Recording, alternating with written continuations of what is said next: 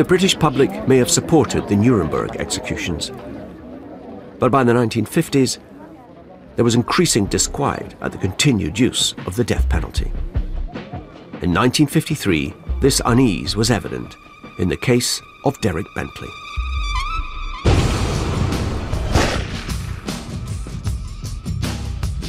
Bentley, along with his accomplice Christopher Craig, were stealing from a warehouse when they were confronted by the police.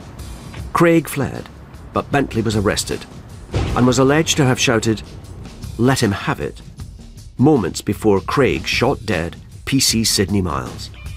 As Craig was only 16, Bentley would hang for the murder. It also transpired that Derek Bentley had a mental age of something like 11, that he came from a rather disturbed background. These facts were withheld from the jury at the trial. He had certainly not been the leader in this enterprise of breaking into this warehouse.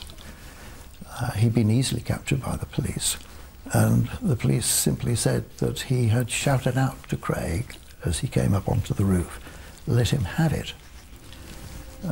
That was much disputed.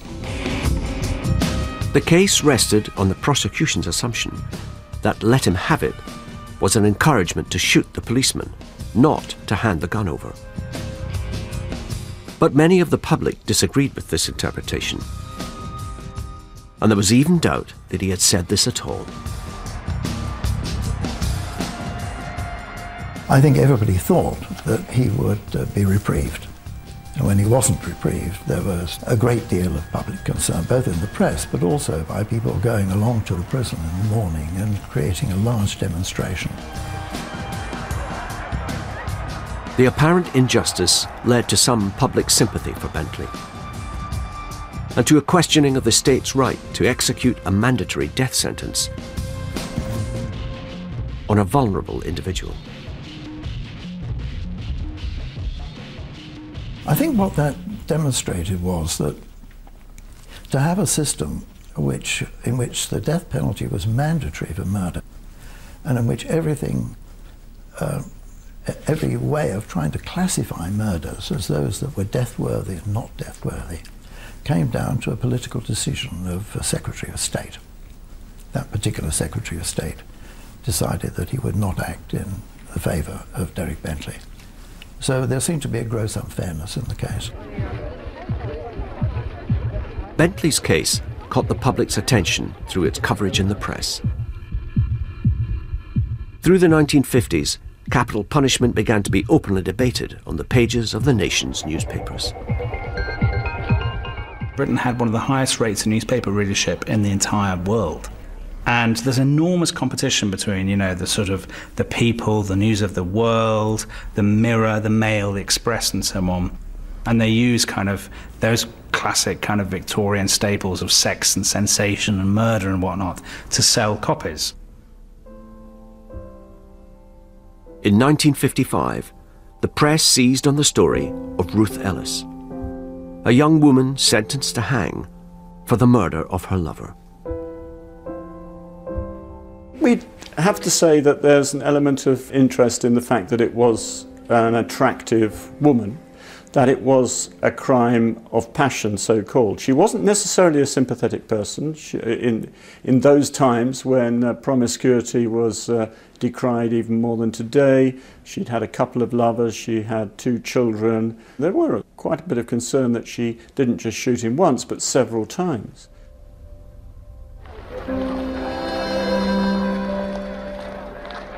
But there was a degree of public empathy for Ruth Ellis. Like the Bentley case 2 years earlier, people questioned whether this crime of passion should carry a mandatory death sentence. The idea that a distraught woman acting in a passionate moment would go to the gallows, I think caught the public imagination and made people question whether that was the right thing to be doing to a young woman.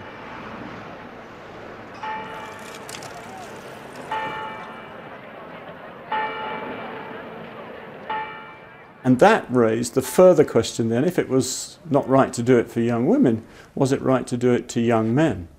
And so I think the debate, if you look at the papers, I think she is and the way her case was treated, was the catalyst for what would later become a campaign. Both Bentley and Ellis were hanged by Britain's chief executioner, Albert Pierrepoint. Such was the controversial nature of the Ellis and Bentley cases that in 1957 the Conservative government passed the Homicide Act, which introduced the new defences of provocation and diminished responsibility for murder. So they brought in that some murders would be capital murders, what the Americans call first-degree murders, capital murders, and other murders, the pub fight, the domestic dispute, or whatever, would not be. This law resulted in fewer executions, with only 5 or 6 people a year being sent to the gallows. But the Homicide Act caused confusion. We don't know why some are hanged and some reprieved. One Sunday newspaper posed this question and gave these examples. Francis Forsyth, 18, murdered Alan G. as he was walking home. He robbed him and kicked him unconscious with his pointed shoes. Forsyth was executed. But David De Duca, 21, did much the same thing. He battered an old man to death and stole his wallet. De Duca was reprieved. Those sort of anomalies convinced quite a lot of people, including members of the judiciary, which was the other change really took place in the 50s and early 60s. You actually got members of the judiciary thinking that this just wasn't going to work anymore.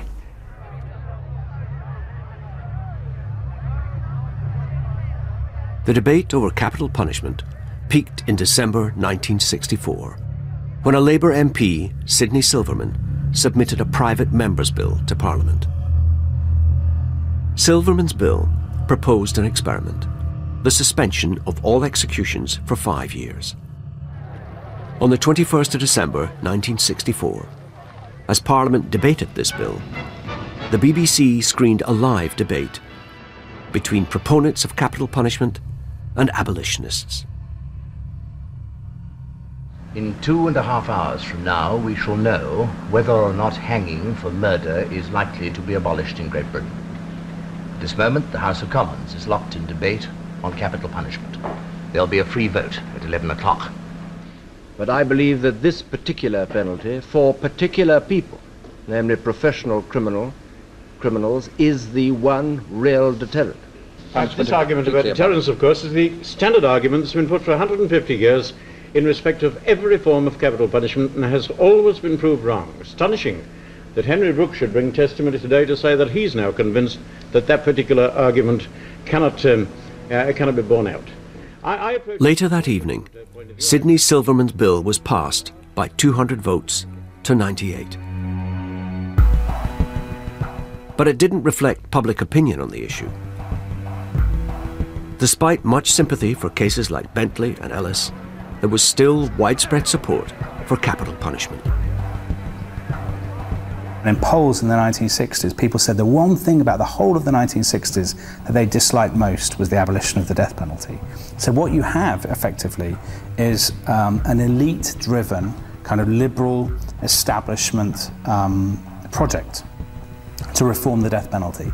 Now that comes from, I guess, education and from a different moral outlook and whatnot, but it also rests on something that we just simply don't have today, which is a sense that the people in Parliament know better. They know best. And they are not dependent on the kind of popular will, if you like, on popular opinion for their mandate. So, in a funny way, the abolition of the death penalty would be impossible in today's Parliament. It's something that was only possible in the 50s and 60s because they didn't have that kind of populist political culture that we have today. Despite Parliament's ruling, the debate over capital punishment continued to rage throughout the 1960s. And they were expecting that if you could abolish it at Parliament, that you could also bring it back through Parliament. So naturally enough, any high-profile case, especially one which might, as it were, lead to at least bringing it back partially, say for the murder of policemen, or for a particularly violent set of murders. These were leapt on by newspapers in order to try and reverse the decision.